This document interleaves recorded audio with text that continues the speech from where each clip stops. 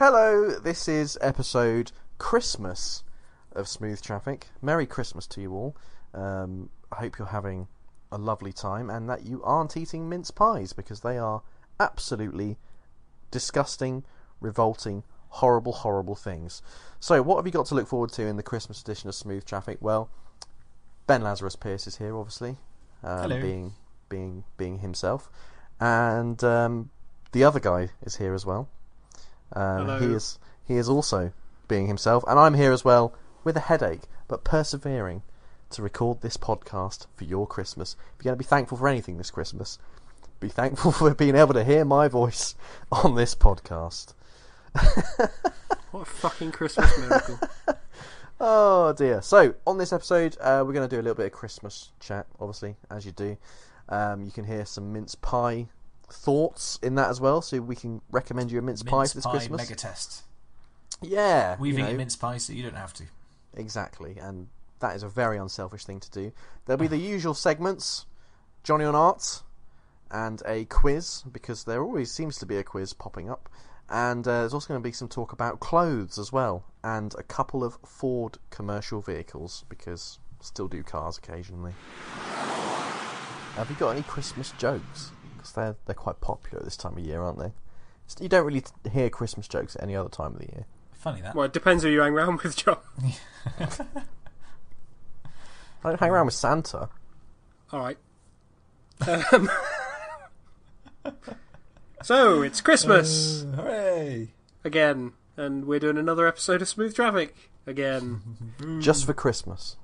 But this Christmas is a special Christmas, because it's the first Christmas where you're employed, Johnny. I mean, not for the first time in your life. That's not true. No, but... Alright, it's the first Christmas where Johnny is employed in an office environment. Yes. So he gets to enjoy all the intriguing delicacies of an office Christmas. And hashtag Bants. Is that what it is? Don't do that, Ben. Yeah. Don't. That's a voucher straight away. Definitely. Right at the start of the episode. The Merry Christmas Christmas, special. you filthy animal. Have a Get voucher. down the stairs. So, my question to you, John. How are you finding Christmas in an office so far? You know what? Having worked in... Actually, I can name companies and shame, can't I? Having previously in my life worked for... and Christmas in an actual proper business, proper company, is amazing. Because what happens in retail is you get flogged to within an inch of your life, and if you don't do anything quite right, you're obviously scum, and all of the other rude words that I'm going to try not to say this Christmas. But yeah, it's been amazing. You know, the Secret Santas, the Christmas jumper days that we do for charity and stuff, and just people bringing stuff in, like boxes of chocolates and, that sort of thing. It's been great. It's true, really, because typically most businesses quieten down a little bit over Christmas because they don't want to get involved in anything, big or interesting or complicated. But in retail, it's just like all hands to the deck, isn't it?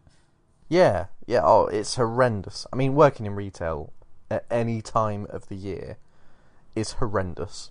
It's just a thankless job, isn't it? But yeah, having being in an office environment and having treats and stuff, brilliant. I mean, I've managed to organise Cheese Day at work. Mega. I'd imagine you've added a few inches to your waistline as well. Oh yeah, I'm packing 30 to 40 kilos of basically extra cheese. Yeah, just around the waistline. No, I don't really go for the chutney, Ben. I just like good quality cheese. But anyway, Cheese Day became such a huge thing at work. I had no idea it was going to snowball like it did, or cheese ball like it did. And there was people bringing in like 8-pound cheeses, posh crackers from Bath. 8 pound in weight. 8 pound as in like currency for a cheese. Like, that's decadent. It depends how big the cheese is. Yeah. It wasn't that big. 3 tons of cheddar. Shit cheddar. That's a bargain.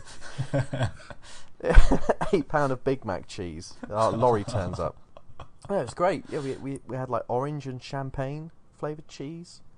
There was cheese with ginger in, cheese with fruit in, smoky sort of cheddars and various cheeses and all sorts of crackers, and it was brilliant. Did anyone disappoint you in bringing a baby bell?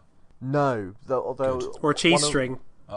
There was none of that. There was the chap who I work with called James, lovely bloke. He is from Hull. and he said he was going to bring in like baby bells or cheese strings or something, and we mercilessly ripped him apart for being from Hull, and thinking that was a delicacy. And to be fair, that's absolutely true. People from Hull do think things like that are a delicacy because, as we know, Hull is a horrendous place. But we had delightful cheeses. We've still got cheese in the fridge now. We couldn't get through it all. There were people coming from upstairs with more cheese. It was incredible. It was incredible. I mean, I ought to talk you through all the cheeses really, but as Cheese Report is officially a banned segment on Smooth Traffic, I can't really go into further detail. But it was an amazing day. Obviously, I was in heaven, and I wrote 2,500 words that day as well, on top of just eating all the cheese, which proves that cheese can solve any problem. Well, I'm pleased that you've enjoyed the office atmosphere for Christmas, John. Yeah, loving it. And loving it. I'm so fat. Because it's Christmas, in the spirit of goodwill to all men and all that palaver, if you'd like to do a cheese report of your 2 favourite cheeses from Cheese Day, now is your opportunity. What are you doing? It's Christmas, Ben. I'm feeling Christmas. Festive and kind, and It's a couple of weeks before Christmas.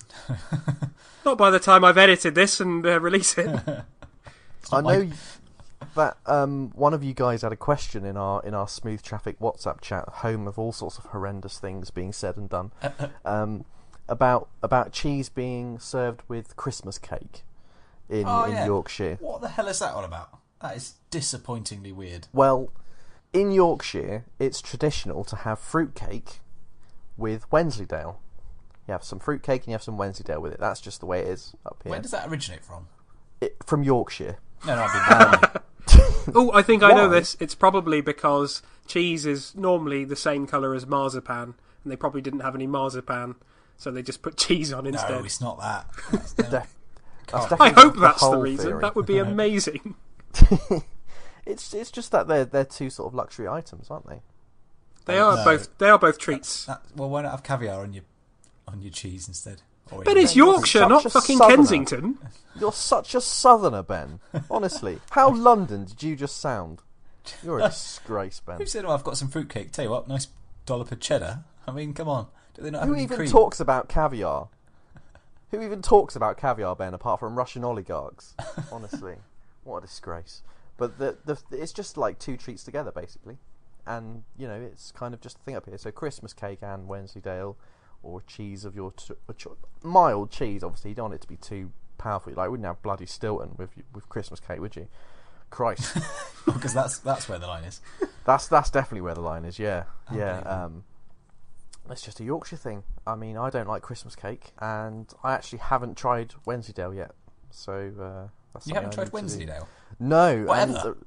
Ever. And the reason I'm holding out sick. now is because the Wensleydale factory with the Wensleydale Visitor Centre is within travelling distance. Ooh. So I feel like, as I like my whiskies, I go to a distillery to try whiskey.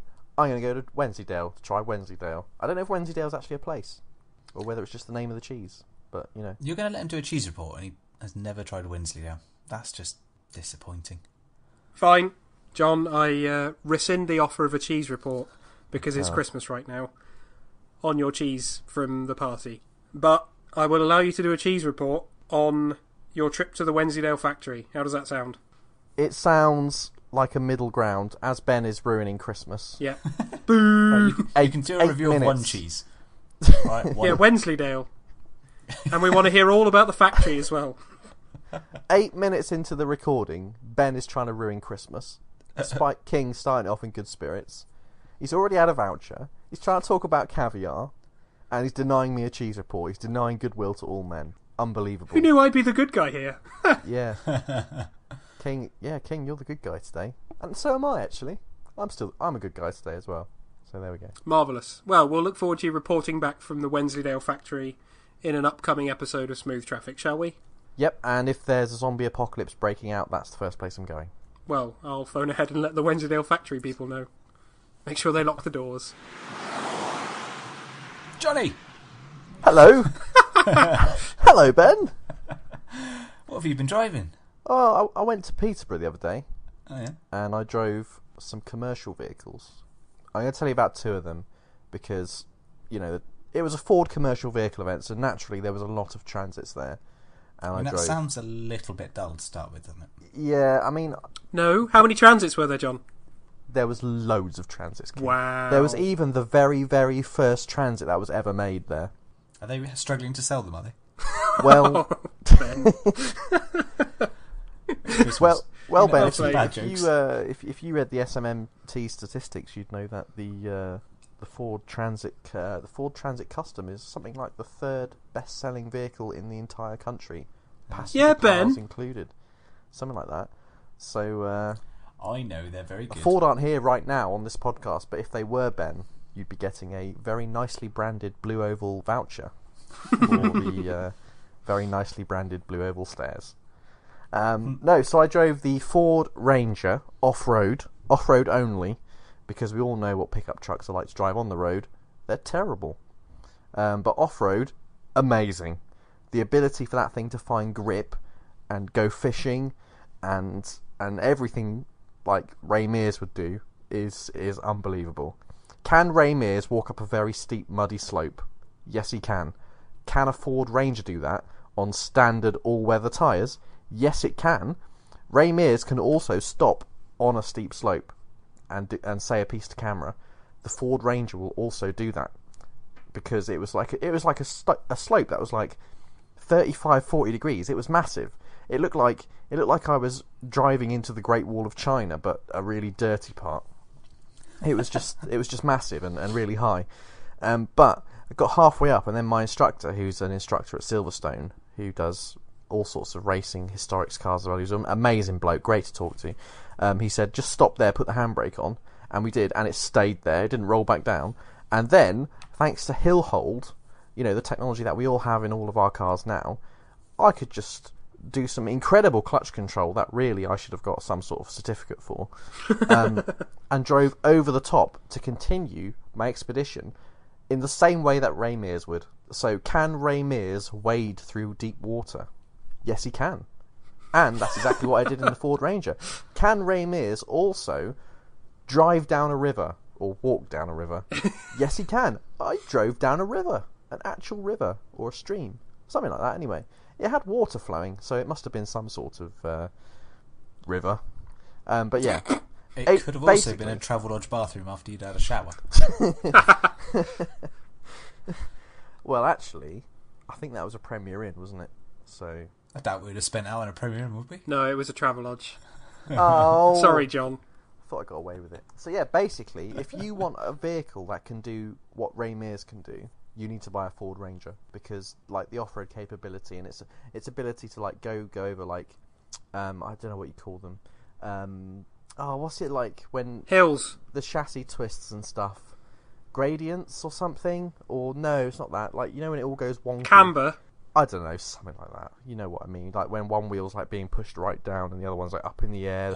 Pickup trucks in the air. That sort of thing. An uneven road. Yep. Yeah, those sorts of things. Adverse camber. Yeah. Well, a bit more extreme than that, I'm thinking. I don't understand science. Science is just magic with an instruction manual. That's quite a nice way to put it. But yeah, it was amazing, and the tyres weren't anything special. They were just standard all-weather tyres, and it was muddy as well. So there was the potential there to lose a lot of grip and to do things incorrectly. And but it was really easy to do. I think I couldn't have done it unless I'd had an instructor, telling me like when to put the power on and how to sort of do it properly, positioning the car and stuff. But it was great, and it was so capable, and I didn't really know that. I mean, you sort of hear about what pickup trucks can do off-road, but until you actually do it, you don't really have such an appreciation for it. But I do now, big time, and I can see why the Ranger is such a popular vehicle, because it is massively popular now. It's kind of taken a lot of what probably would have been in the old days, like farmers buying Land Rover Defenders and stuff. You see a lot of farmers now with Ford Rangers. Especially up here in Yorkshire, I see loads of Ford Rangers like driving around the farm roads and stuff. Affordable and capable, and rock hard as well. And that's probably what you want, isn't it? If you're driving around on a farm chasing cows and stuff for no reason, I know that's what I'd want. Makes sense to me. But yeah, it just made me think of Ray Mears, basically.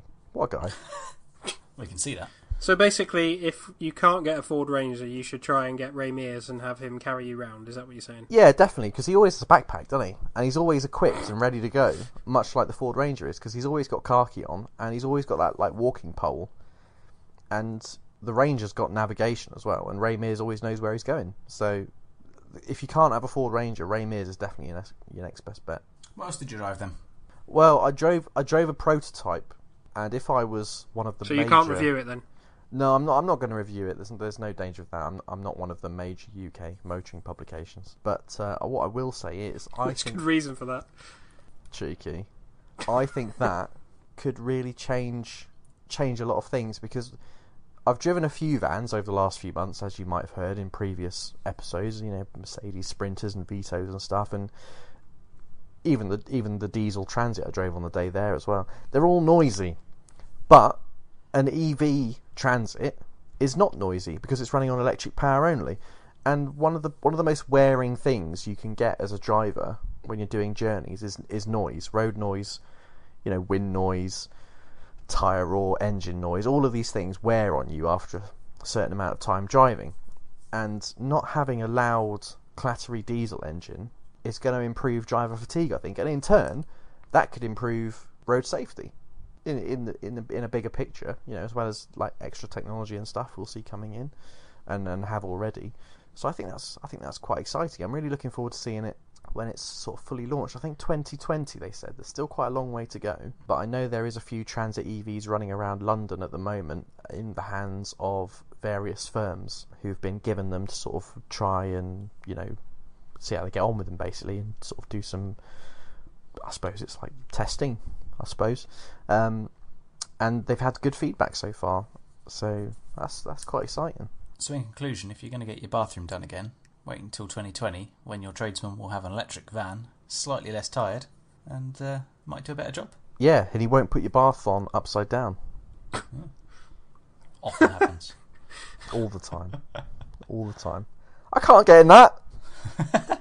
Well, I have to say, John, that's probably one of the most insightful things you've ever said on this podcast. That it will save on driver fatigue just by switching to electric from diesel. Because diesel vans are noisy, and if you're working with that all day, every day, it does take a toll. Yeah, like if you're doing anything where there's like loud noise is it drains your stamina, your overall stamina. So I know this anyway because I drive in a bath with an Akrapovic exhaust for 2 hours to get to Harrogate and back. And, you know, I want to kill myself after about 35 minutes a lot of the time, especially in the morning when I have no temper, no patience, and no niceness about me. So I can imagine what it's like for a driver to have to drive around in a horrible diesel van all day. I know, King, you've driven quite a lot of vans. Yeah, you used to do that for a job, didn't you? Luton-bodied vans. I think you had Mercedes, didn't you, King? Yes, and we had a Peugeot as well, if I recall correctly. Mm-hmm. But yeah, most Just of the fleet were Mercedes though. Yeah, it's good. It's good that, you know, things are going to get quieter, I think, for people who drive commercial vehicles anyway. And I don't know what the range will be like or anything yet. You know, they told us what the range is at the moment and stuff on the event, but I don't see the point in telling the public what that range is because I think it'll change in the space between the prototype being driven and the actual launch in a couple of years' time. You think they could be potentially quite big because obviously normally the batteries are put in the floor pan, you know, aren't they, on a car, right? You know, and it's space is an issue, but with a van, you potentially got loads more space. Yeah. To put the batteries in. So. Yeah, I think it could be. I mean, I don't know how it's affected by load and stuff like that from, you know, doing your rounds, but yeah, I think that's true. If you put a ton of batteries in there, then the new Transit can take 30 kilograms of stuff. Sorry, we filled it with batteries. Yeah, so we'll see how it goes, but I think that was the impression that I got anyway, and I didn't drive it for long because obviously there's lots of people wanting to drive it and write 2,000 reviews on it about why you should buy it and how much it'll cost, and this is, you know, all of this stuff. If you want to know why you should buy one, head over to your latest major publications and they'll tell you all why. I don't believe in talking about pre-production cars as something that is a finished product, but the impression that I got was that over time, because commercial vehicle drivers spend a lot of time in their vans, it could be quite a big deal. This is Edge on Art. I know everything about art. I've been to the Louvre. So I know we upset you a bit last week, Johnny, with the AI art. So I've brought you something a little bit more interesting. This better be good, Ben, because last week you actually ruined me. I was upset for a long period of time, and Can I just say, John? If you like this, I found this. But if you don't like it, I sent it to Ben and said maybe we shouldn't give him this, and he said no, it'll be fine. So I'll take full responsibility. I found this, and I thought it's a nice blend of two things that you like. Yeah, it blends two of your favourite worlds. So here you go. Okay. Fingers crossed. Have a look at that. That, my friend, is a combination of art and cars. I've heard about something similar being done with Fiat 500s before, where Fiat 500s were used as planters. What? So this is what I've sent Johnny is a Citroen 2CV, which has been tweaked to look like a Picasso, basically. Yeah, the interesting thing about this is that it doesn't look any worse than a normal 2CV. Does it? It doesn't. It doesn't look out of place or anything. The fact it was a 2CV was the only thing that concerned me about whether you'd get on with this piece, shall I call it. I mean, yeah. I mean, I've never driven a 2CV, but I can't see that I'd ever want to. To be honest. I don't get the hype, but anyway. You know Chris Harris from Top Gear. He absolutely loves 2CVs. He owns one, and I think anyone who says they like a 2CV is car hipstering a little bit. You know what I mean? Because there is no way on earth that is going to be anything like good to drive. Not at all. But I like when that. It's been Picassoed. But, No, not. I mean, well, let's talk about it as a piece of art then. I like it. Marvellous. We've succeeded, Ben. Yeah, definitely succeeded in not making me sad, which is nice. As a piece of art, what is this trying to say? Well, what it's trying to say is, if you get into a car accident, this is what you can end up looking like. Especially if you're driving a 2CV, because as we all know, they're made from the same material that is, found in your bedding. It's very, very easy to. Do you think if you had an accident in that 2CV, it would put it back to normal? There's only one way to find out, really, isn't there? If we had a budget, we could buy that car and then crash test it somehow. But sadly, we don't know. I don't want to volunteer to be in the driver's seat. There's no danger of that, at Ben, all. because you're hardly ever in the driver's seat, as we all know. That's true. You're always on a train. There's no carriages on that, Ben, so you wouldn't be able to find your way in. But I think that's great. Full credit to Andy Saunders, who seems to be the bloke who's designed and built this. I don't know why he's wasted his money doing it, but but hey, it's his money. If there are 2CV enthusiasts out there, they're presumably pretty annoyed that a working decent version has been sort of knackered. Picassoed. Yeah. Painting. Well, let's face it. If there are any 2CV enthusiasts listening to this podcast, it'll be the motoring podcast, because they scream 2CV to me. I bet Alan and Andrew love 2CVs. I can just see them rocking around in one. It just fits. It just fits. I just see them exactly as they are, plodding around in a 2CV. I bet they love it. I bet they absolutely love it. But I like this arty 2CV more than I do the normal 2CV, which is a bit like saying I prefer unused toilet paper to used toilet paper, but you know what I mean. I mean, I don't think you'll find many people that wouldn't agree with you on that, John. Yeah, that's true. Who walks around and goes, ooh, used toilet paper. What a treat. Yes. That's the good stuff. Well, I suppose at least you know it's been tested. True. Crash tested. Used once. Slight stain. Skid marks all over it. But yeah, this. I mean, it doesn't say anything artistically, I don't think. I mean, there's nothing to it. It's just, I think it definitely says it's Picasso, doesn't it? It's an homage to Picasso. Yeah. I mean, I don't get the people who say that cars are art. I don't think cars are art. I think they're just, nicely designed.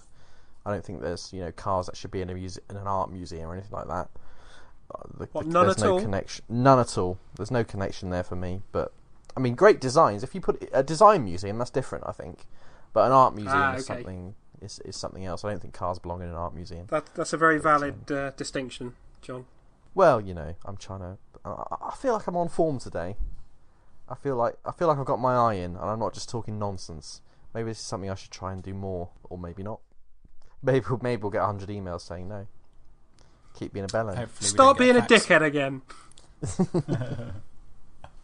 The opposite to what everyone's been telling me my whole life. Good. Well, I'm good pleased find. you enjoyed that, Johnny. Well, if you've been listening to the podcast a lot recently, then you need psychological help. But other than that, and if you've ever met Ben in the flesh, you may have noticed that he's a bit of a cultural void. How would you have met him in the flesh? No one knows who he is. And also, no one can tell who he is. You go into a shop, you see a mannequin, you think, is that Ben? Is it a mannequin? And you don't talk to it, because if it's a mannequin, you look mental. And if it's Ben, you know that he won't be able to hold a conversation because he's the cultural void. He is. Now, hugely. This may seem a little bit harsh, because Ben is Ben, but there's logic here. I get a lot of stick for being very old-fashioned and stuck in my ways, but I'm more up-to-date with what's hip than Ben is. Phrases like hip aren't hip, I think. I don't think you're in any position to talk about this. Anyway, what we've decided, and by we I mean John and I, is that we're going to help Ben learn more about the culture of the world today. Yes. In this brand new segment, which we haven't come up for a proper name for yet, but we're thinking something along the lines of Ben's cultural awareness. So, to get a baseline, John has devised a quiz so that we can gauge just how much or how little Ben actually knows about anything that's outside of his little comfort zone. Yes. I'm not going to come out of this looking good, am I? Which, of course, Ben's comfort zone is basically revolves around technology, banking, and sex toys. So there are none of those questions involved in this part of the about the quiz here. We've got a little bit about art, a little bit about culture, and just, people and places. Basic stuff, basically. I think people's where he'll struggle most. I mean, I haven't seen the questions, but I think people is where he will struggle most. It could be. I'm terrified by all of those. Now, a lot of this quiz, Ben, is who or what is. So, adding further jeopardy to you here. But I have taken it easy on a few of these. There are some really easy ones in here, Ben. Really, as in primary school sort of questions in here. So hopefully you'll be able to get them. Hang on, John. This coming from the man who didn't understand the water cycle. Let's not be throwing around the primary school kids should know this. I don't think primary school kids get taught the water cycle, though. I think that's maybe yes, sixth they do. form. I think that's maybe sixth form or university stuff. But we're not here to talk about my learning annex anyway. We're here to talk about Ben's cultural awareness. So I've devised a scoring system. Originally there was 10 questions. I've added, I think, 1 or 2 more, but it doesn't matter anyway, because he's never going to get all of them right anyway. So 0 to 2 answers is a cultural black hole. Reasonable. That's fair, isn't it? 3 to 4 correct answers is a cultural desert world. Okay. Made with a few crashed freighters on it, Yep. 5 or 6 is a cultural space wreck. Could be salvageable. Okay. 7 or 8 is a cultural off-world base with 2 people in. So, not that cultural, but there's potential to grow something there. 9 or 10 correct answers is a cultural cheating bastard. And it's as simple as that. They'll have Wikipedia voice controls or something technological. Oh, I don't know what it is. Anyway, so question 1, Ben. Can I just interject, John? No. Are we going to... I'm doing it anyway. Are we going to time Ben to make sure he doesn't have time to Google things, or are we just going to trust him? Well, I think we should trust him because it's Christmas, and also good point. His keyboard we'll be able to hear that from a mile off probably. Oh, that's true. So I think we'll be all right. And if he's using his phone, then he'll show himself up to be a bellend, won't he? as he always does anyway. So yes, let's start this incredible journey into Ben's cultural chasm. So Ben, question 1 is, who or what is Hagia Sophia? I've literally never heard that name. I have no idea. Well, the Hagia Sophia, Ben, is one of the world's most important monuments Is it? in So Istanbul. you can tell it as a pop star or something. No, it's like it's very important. Everybody knows what it is anyway. King, do you mind keeping score? I don't think you'll have too hard of a job. Where is it? What is it? It's Istanbul. in Istanbul, Ben, Right. which is Turkey.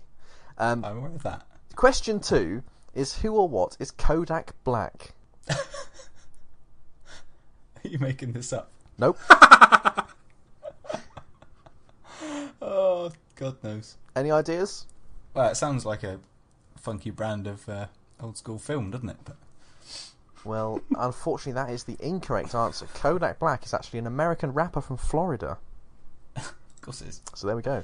He's got Question- some interesting face tattoos, hasn't he? I think he has. Yeah, I think that's quite the fashion nowadays, isn't it? Had you heard of him, King? I was thinking of getting one. Yes. Yeah, Yeah, sorry, Ben. He's I have. famous, Ben. He's famous. Really famous. I listen to his music. Anyway, question 3. Who or what is Francis Bacon?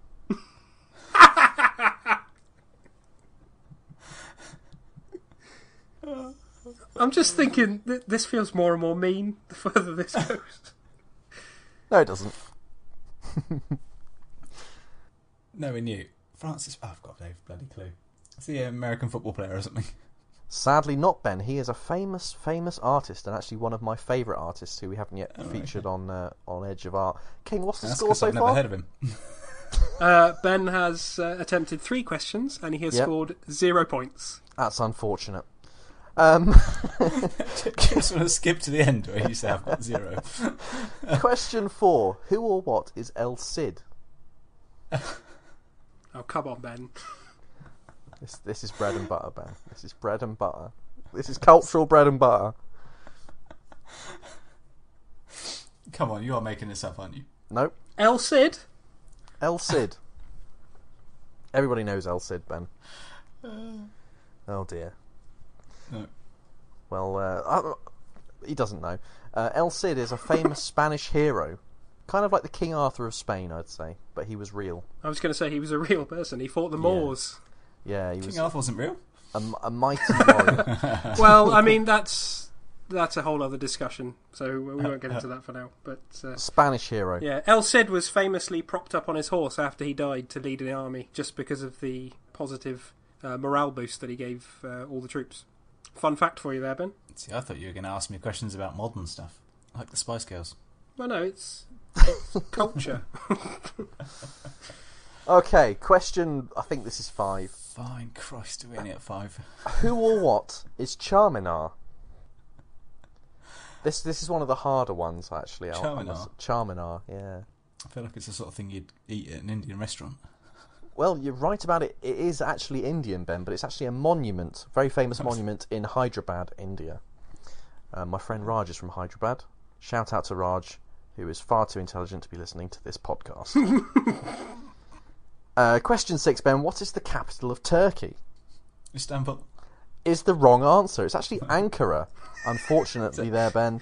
Yeah. We have to move on. Question 7, I think? I Do you want even a score count. update? Yeah, what's the score, King? Ben has attempted to answer 6 questions. Yeah. He has successfully answered 0. Oh, dear. Question 7. This is hilarious. I'm feeling really terrible. And I'm not even setting the this is questions. This is great. Question 7 is one of the easy ones, Ben. Genghis Khan is a hero in which nation? Oh, I should know this.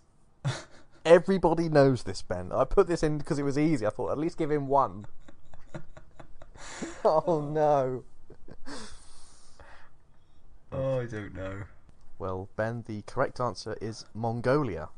He was Oh, yeah, of course it is. the great Khan who conquered all of the world, basically. Give or take a few continents. Yeah. So, the next question, Ben, is who or what is Petra? Don't know. I feel like a Greek goddess or something. He's not far off, though, is he, King, really? No, I mean, think that's a good attempt. He's in the right area, in a way. I mean, it's not Greece, it's the Middle East. But, you know, close. If he was throwing a dart at a map, it's not bad. Yeah. Petra, an incredible UNESCO World Heritage Site in Jordan, where there are huge buildings carved into rocks. Ben, have you seen Indiana Jones and the Last Crusade? Yes. Yeah, where they go to see the Grail Knight, the exterior of that is Petra. Yep. Yeah. Incredible place, incredible. Of course it is. I remember now you say that. Question 8. Alexander Ovechkin is famous for what? Well, I don't know. Well, Ben, the answer there is ice hockey. He's one of the world's best ice hockey players. Is he? Yep, he is. He doesn't play for the Bracknell Bees. He can't be that good. He doesn't, but Alexander, if you're listening and you fancy a loan move, call us. We'll sort it out. Well, don't call us. We can't help him. Yeah, we can. Question something. Who or what is Tracy Emin? Ooh. Oh, I don't know.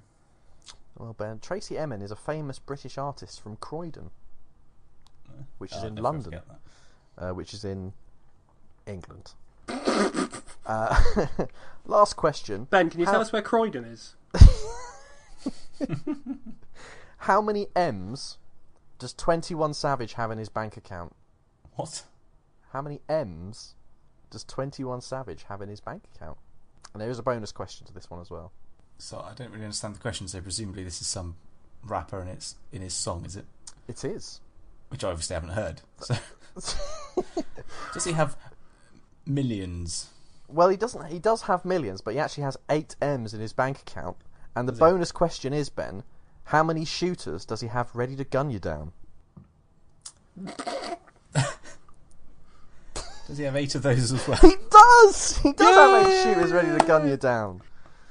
So, according to this very thorough testing procedure, Ben, you've scored 1 point, which means you are a cultural black hole. So that might mean you're such a cultural void. We can't actually approach you to offer you the help you need. We just have to throw facts in from afar and hope they get sucked in. And just hope. Yeah, and just hope that somewhere on the other side, something good happens. That's kind of what we're just going to have to hope here. But, Ben, as you are... This is the thing. Ben is an incredibly intelligent individual. He just knows nothing about culture. So if you want to know how a rocket works, Ben can tell you. So I've devised a question for Ben to demonstrate his intelligence. That is a bonus question, just so he can redeem himself. So you're setting me up for a massive fail here, aren't you? No. If the whole quiz wasn't already. What John's doing, he's actually running his own segment of Johnny's Learning Annex, I think. I've explained how the USB works. So And fumbled around the kilogram last time. Exactly. What do you want? Exactly. So you have demonstrated the considerable IQ that you do have, Ben. It's just unfortunate it's not particularly working. I hope to God that this is a nice question, because I'm feeling really shitty right now. So the non-culture question to redeem yourself is: how many times can you subtract 10 from 100?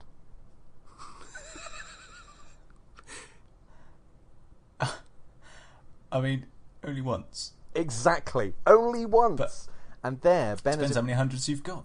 There, Ben has proved his intelligence, because a lot of people would say 10. Logic. You know, because 10's going to 100. But I was trying to find out what the There we trick go. was. Exactly. I realised it was you, so it probably it probably wasn't a trick. Exactly. So Ben has redeemed himself and has showed us, well, throughout Smooth Traffic's historical episodes that nobody will listen to now, but he has shown on numerous occasions that he is a man of relative intelligence, and obviously much more than I am normally. But as I'm the quizmaster here, I get to sound all smug and high and mighty, which is amazing. So Ben, unfortunately, you are indeed a cultural black hole, but we will come back to retest you now and then, and hopefully we'll have seen some progress and stuff. I'm very slightly disappointed I didn't get a couple of those right. Yeah, a couple. You and me know both. About Genghis Khan, I'm sure. And I'd have let you have a point if you'd said where Croydon was. I'm trying to think where that is. I want to say sort of South London, is it? Bingo! Very Is it good. South London? Yeah, I think so. I don't know which way London is round, to be honest. It's kind of similar to the points of a compass. So North London is sort of to the top. South is south of London. The top. See, now this is exactly what shows Ben up to be much smarter than John. Because John's thinking, oh, this is really helpful. Whereas Ben's clearly being incredibly facetious. And that's how most of our conversations go when we're not recording as well. So yeah, there we go.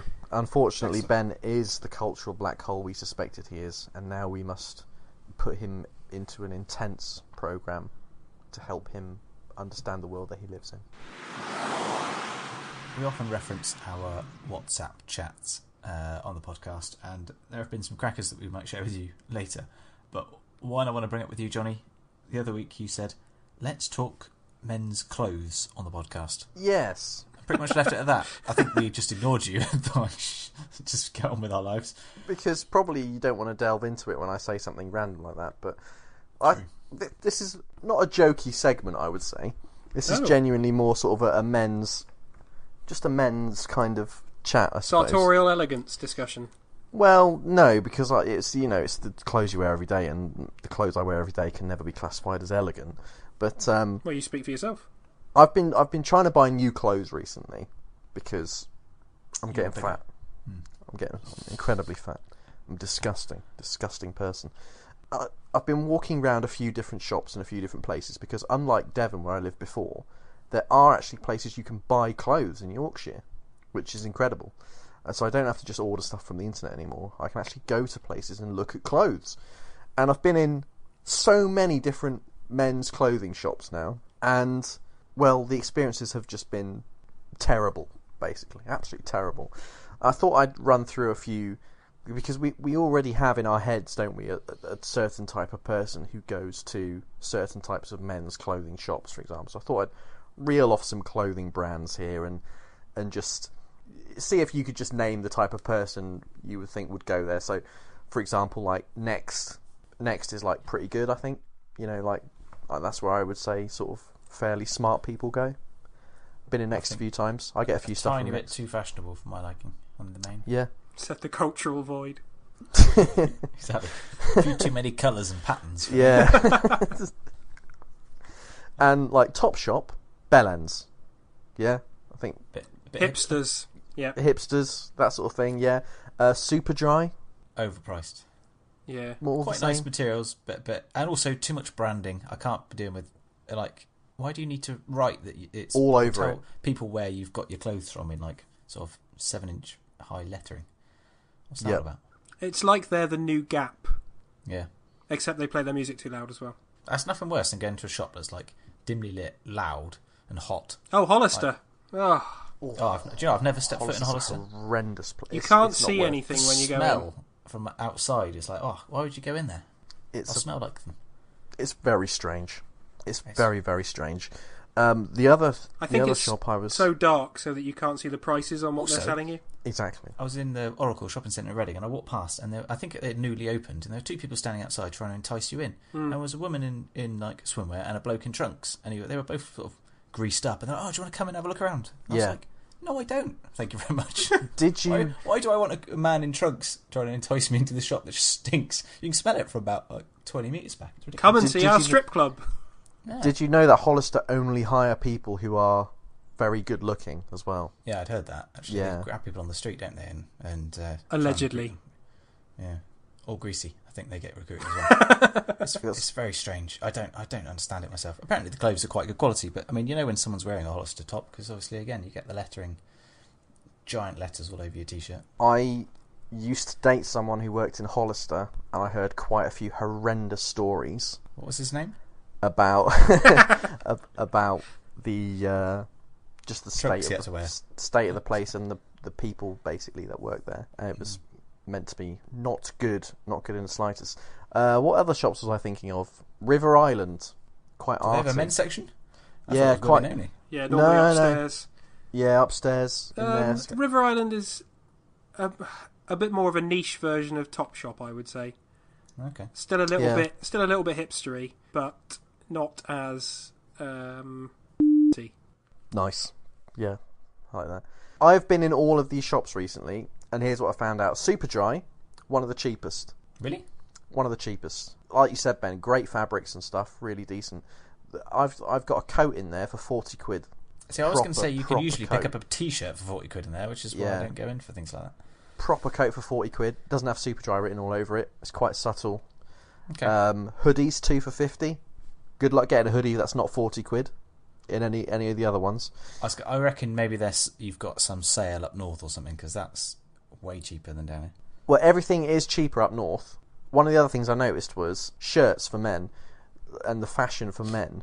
Every single one of these shops, despite them all being a bit different, they're basically selling the same things in every single shop, which is the check shirts, sort of. Yeah. They're everywhere. You cannot escape. If you want to buy a shirt, you have to buy a check shirt because you can't get anything different. They're all the same in every shop. The only difference is the colours. Pretty average jeans, really. I got a pair of jeans in Next for 35 quid, I think. Really? Which is pretty good, I think.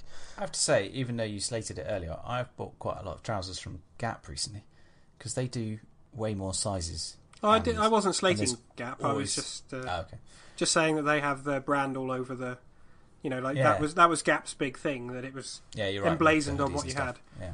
If you go in there for trousers and stuff, most places you go in, like M&S will do they do a 30 waist, 32 waist, and they sort of take 2-inch steps. And then the trousers, they'll just say 31, 33 or 32, 34 length, whatever. Whereas Gap, they literally do every combination. So I can get a 29 or 30 waist with a 32 or 33 length. You can pretty much pick and choose what you want.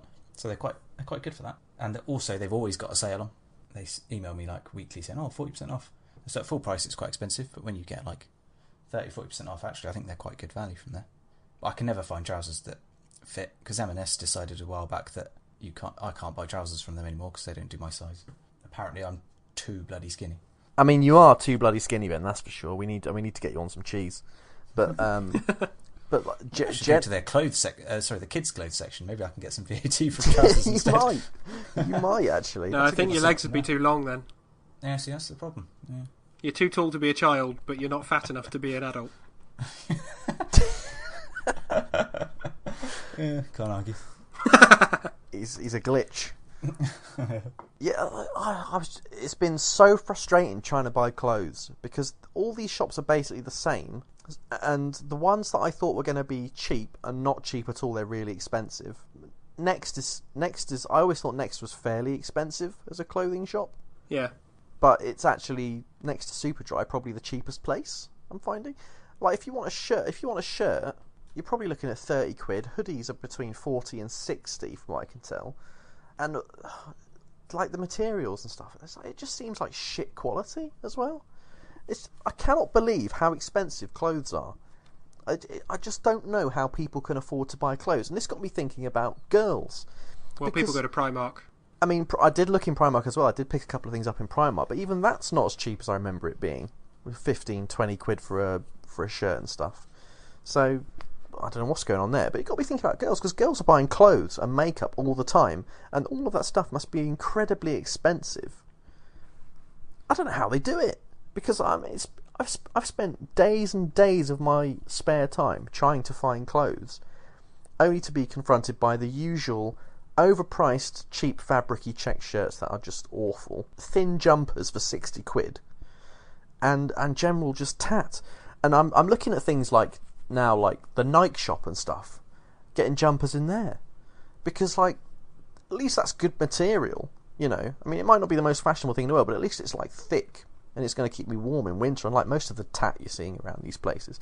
I just wondered if any of you guys or any of the listeners have been, who are male, or I mean females might have some great opinions on this as well, who've been shopping for clothes and just been completely shocked by how you cannot buy.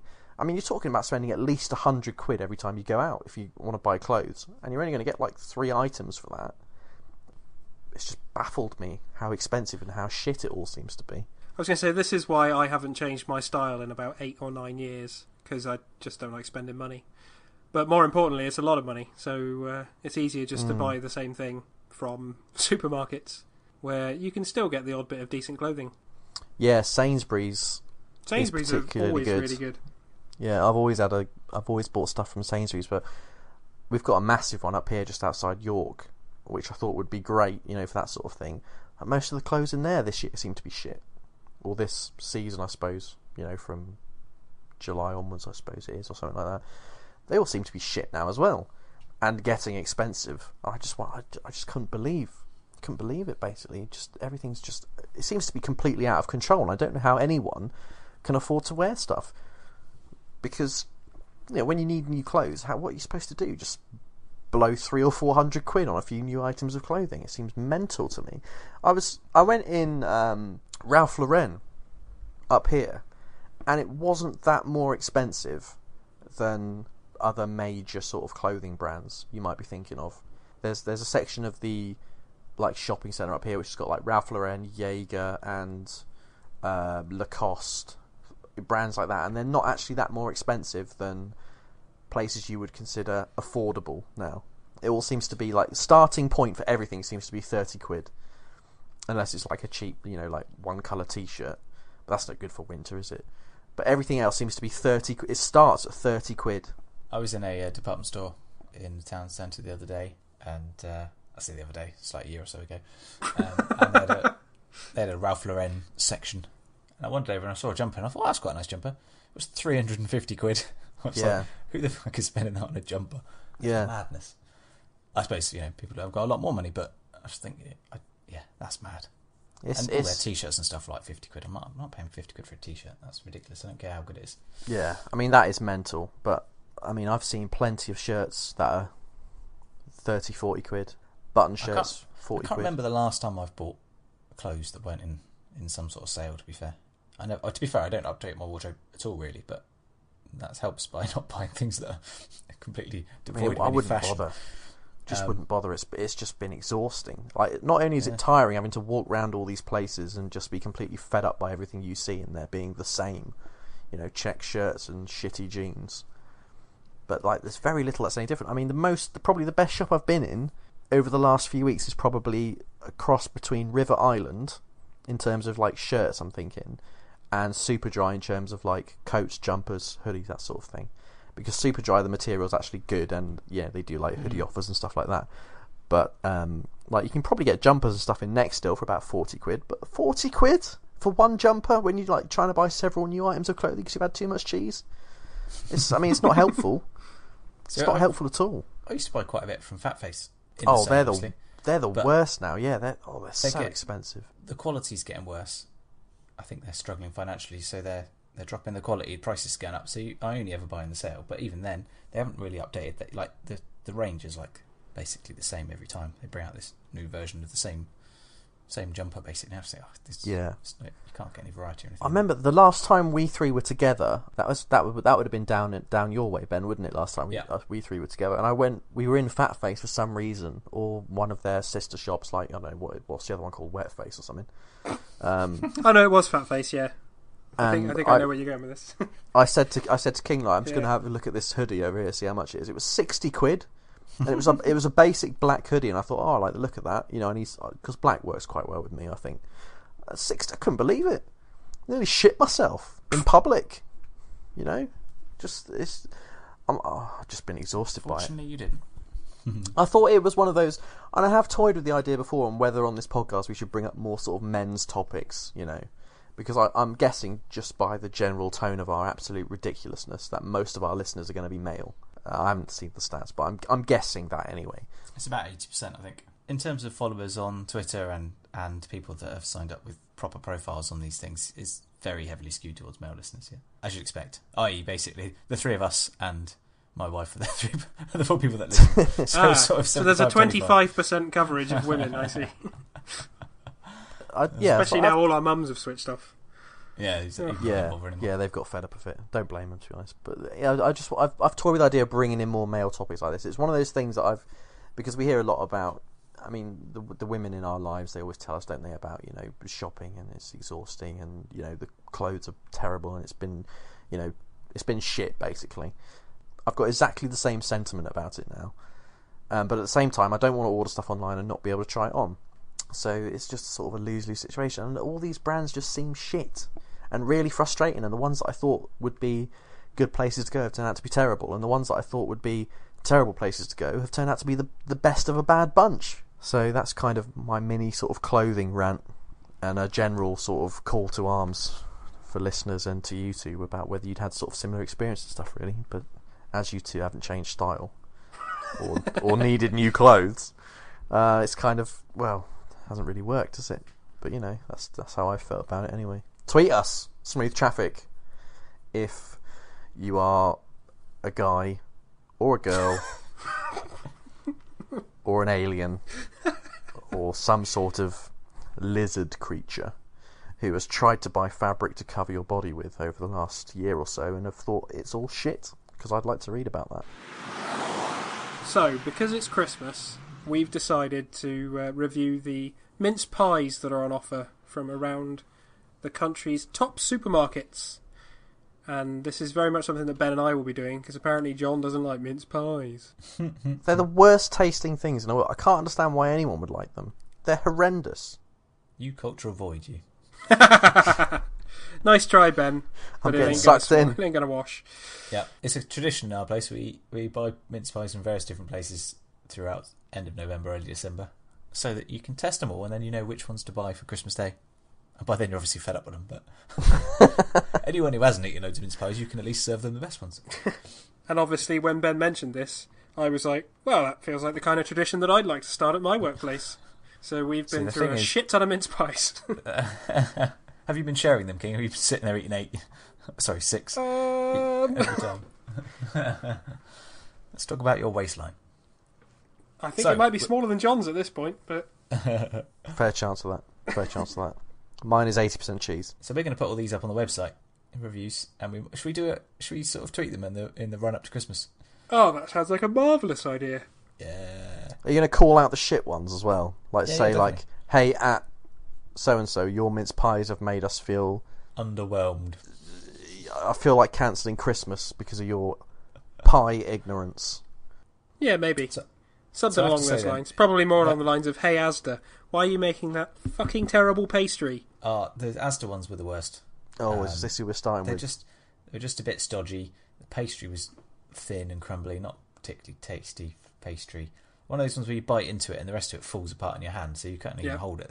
Then it just like falls apart. And it's like weren't nicely made. They sort of looked like they'd been kicked around on the floor. It's just like, See, what interests me about this is that we very good. have got our mince pies from completely different shops or different branches of these supermarkets. And yet we've basically come to the same conclusions about most of the pies. So it obviously shows that it's definitely not the individual shops that are just mishandling the products. That's funny, because I've come to the same conclusion as well. Hey, what was your conclusion? What's your conclusion for the Asda mince pies? Well, I've got the Asda mince pies down as tasting like a Venezuelan car accident. Oh, Christ. Oh dear. So you didn't try 10. So any that stood out for you, Kingy? I think there was a couple of ones that were fine. Well, Morrison's. Yeah. Now, you had the Morrison's ones. I had the soft top Morrison's ones, if you will. The lattice top. I wouldn't normally choose a lattice top mince pie. But it was because I already knew that you were having the regular ones. I thought I'd just mix it up. So I think if it's the lattice, but it's proper pastry, then that's okay. I thought when you said soft top, they were going to be like iced topped. And I was going to have to tell you to get down the stairs, quite frankly. It would be deserved. Ooh. Most deserved. But no, so the Morrison's ones were cut above the Asda ones, certainly. And I think they were... I personally, I thought they had a decent taste to them. And there weren't too many big chunks of fruit. Because one issue I have with a mince pie is when it's full of massive chunks of sort of your raisins and whatnot. Okay. So this is where it comes down to personal preference, because I quite like it when there's a bit of definition in it. Although I don't like it when they put rind in. You know, when you get the sort of chunks of the sort of skin or whatever. I don't like that so much. Yeah, sorry, that's what I meant. Yeah. The sort of skinny bits, if you will. No, Morrison's were fine. They're probably one of the best value for money because they're quite cheap. Oh, definitely. But pretty good. Because the other ones I tried that I thought were a bit disappointing was Waitrose. They were quite nice, but they did fall apart a little bit. So they were kind of they were better than fine, but we paid quite a lot more for those. And the M&S ones, delicious pastry, but way too thick, so it just made it really dry. So they were mostly good, but they just overdid it on the pastry. If they'd had a thinner pastry, I think they would have been a winner. But we forgot about John. Any thoughts on those, John? Morrison's? Well, I've got Morrison's down as tasting like a vegan soul. Okay. And I've got M&S. Soul of their foot, or Good question. Oh, yeah, that's opened the door. M&S? I've got M&S down as tasting like a piss-soaked shoe rolled in sand and then toasted. Right, okay. So Okay, not yes. particularly helpful at all then, really. similar to the Asda one, actually, in terms of the flavour, but that's fine. What about you, King? Have you tried? Did you try those before? No, I haven't had. I haven't had the Waitrose or the M&S ones. What I have had though is some Tesco ones, just Which Tesco ones? regular ones. Okay. They were very pleasant. They were on par with the Morrison's ones, I would say. They literally only beat the Morrison's ones by the fact that they weren't the lattice tops. I definitely feel that lattice tops are not the way to go for my personal preference.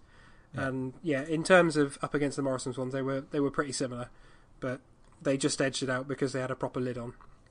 However, my winner, and not one that I would have gone out of my way to pick up and buy, but one of the guys at work brought them in, Lidl's mince pies. Now, I was initially sceptical because I thought, we'd probably just be reviewing the main supermarkets, but, if someone brings in mince pies, it's your duty to try them. It would be rude of me not to. I'm suspicious that we've got sponsorship this week and you haven't told me about it.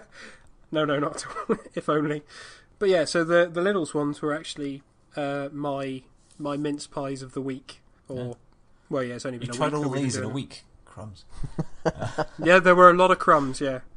And the fact that I believe that for a second. The fact that I restricted myself to only one of each per day was a fucking Christmas miracle, my friend, let me tell you.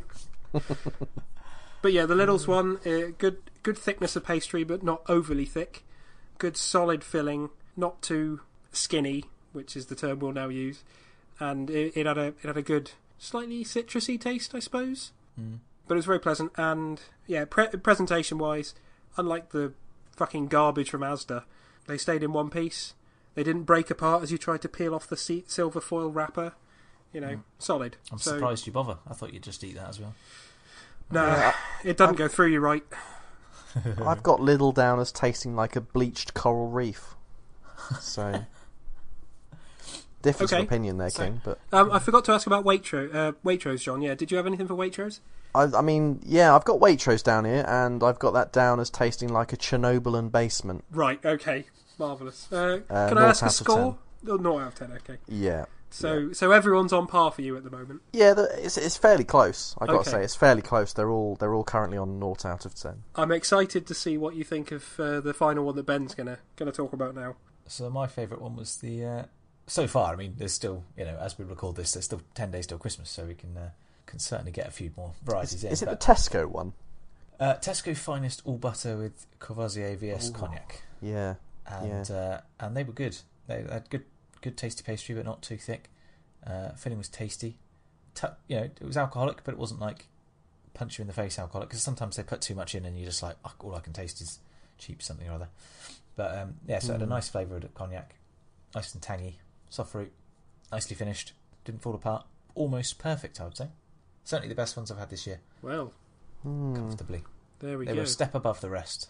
So yeah, so if you want to buy any mince pies, Tesco Finest All Butter with Courvoisier VS Cognac, or King's Lidl's choice, Lidl's. See, I'll have to. I feel like I'm on a completely different, mission here. But I've got Tesco's Finest with the cognac down as tasting like a horse's toenail left out overnight on a nightclub toilet. I mean, I'll be honest. It's the finest ones, and it feels like you have pulled out all the stops for that description. So it does feel like it's a cut above in terms of the description so far. Yeah. I also got 0 out of 10. 0 out of 10, right? Okay, sure. Yeah. Well, there you go. We'll put the full reviews on our website, a link to that, and I've even taken pictures of them all for you, so you can see, so you can find them easily in the shops. And also, if like one of my colleagues, you bring in mince pies that were homemade by your significant other, they are not admissible into these kind of competitions. So don't bring that shit in here. Yeah, there's only so many mince pies we can eat a day. Wow, I've just imagined a celebrity chef walking into your office, King, who's baked some mince pies for you at home, and you telling them to not bring that shit in here. That's why you can't have the Heston ones from Waitrose. In the words of the Lonely Island, I would take them and throw them to the ground. Wow, fair enough. Fair enough. Anyway, that's mince pies here. Let us know if you found better ones. Well, that puts the wrapping on this episode of Smooth Traffic. Oh, God. If only you could see my cheesy grin right now. What a pun. What a pun. Thanks for listening all of this year. I don't think we'll do a New Year's episode because, what's the point? But yeah, thanks for everything this year. Thanks for listening. Thanks for the tweets. Thanks for all the faxes. Some people think they're not real, but they are. Yeah, basically have a good Christmas, have a good New Year, have plenty of cheese, plenty of good quality alcohol, and don't eat mince pies. It's a fairly simple thing. And we'll see you all in 2019, upon which we will all be a year older. That's not really how it works, but... Is it? Merry Christmas, everyone! Bye! Merry fucking Christmas. Before you go, back to our tales of WhatsApp. I sent a terrible joke to Rob, and it went, he's making a list, he's checking it twice, he's going to find out who's naughty or nice. Santa Claus is in contravention of Article 4 of the General Data Protection Regulation. Rob, being very sad, replied with the following: I'm GDPR'd up to the eyeballs these days, so I enjoyed that very much. There's probably some clever retort to be made about whether naughty or nice information should be accessible via an FOI request, i.e. if someone's been to prison, ergo they're probably naughty. You just have to presume that everyone else is inherently nice. Having said that, of course, while Santa is presumed to live in Lapland, which is part of Finland, if he were to relocate his workshop north to Norway, he'd no longer be living in an EU member state and, as such, would probably find out much easier to circumvent such legislation. Have I ever thought this? Merry Christmas. Merry Christmas, everyone! Jesus Christ. Yep, he features. Oh, this is what I have to put up with. Oh, dear.